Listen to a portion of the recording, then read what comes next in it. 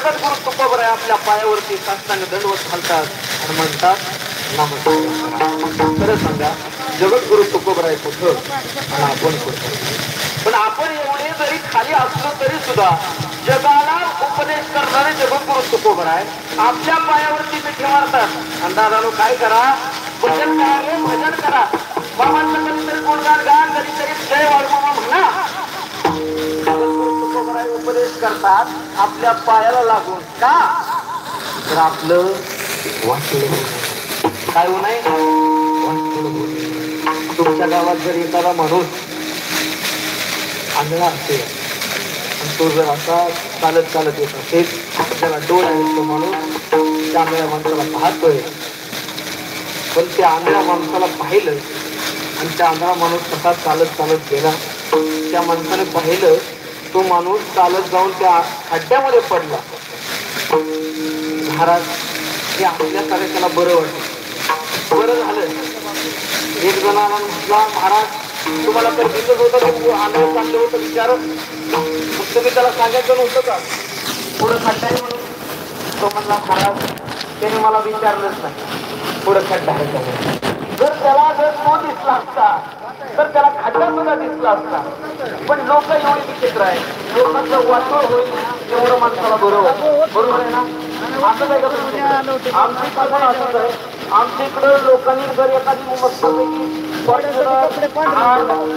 गाड्या घेतल्या तर आमच्या भागातल्या थोडं इको कमी करा नावं.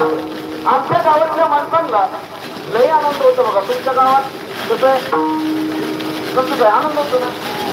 पण आमच्या गावातल्या लोकांना एवढी बेकार फोडायची दुसरी कोणती फोडाय माहिती का. आनंद होतो तर पेढे खायला येतो, गोड हसतो, पण त्याच्यापेक्षा जास्त त्याला आनंद कधी होतो माहितीये का. ही गाडी आणलेली हप्त्यावरची ही हप्त्याची गाडी ओढून गेली का, मग हप्त्याची माणसं गाडी म्हणतो लय सोन केलं तो म्हटलं गाडी घेऊन एवढा असला गेली ना ओढून. आपल्या आमच्या गावात तुमच्याकडे कसं असंच आहे का.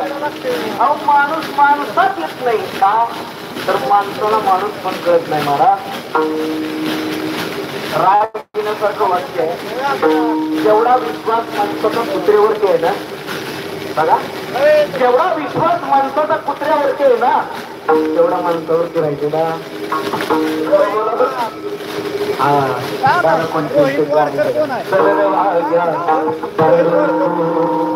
पाया कोणाच्या पडू नको दुनिया जरी मला कधी अरे वा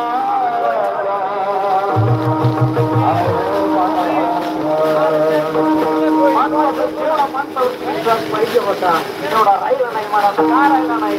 माणूस माणसासारखा वागत नाही म्हणून राहिला नाही का, म्हणून सांगायचंय माणसा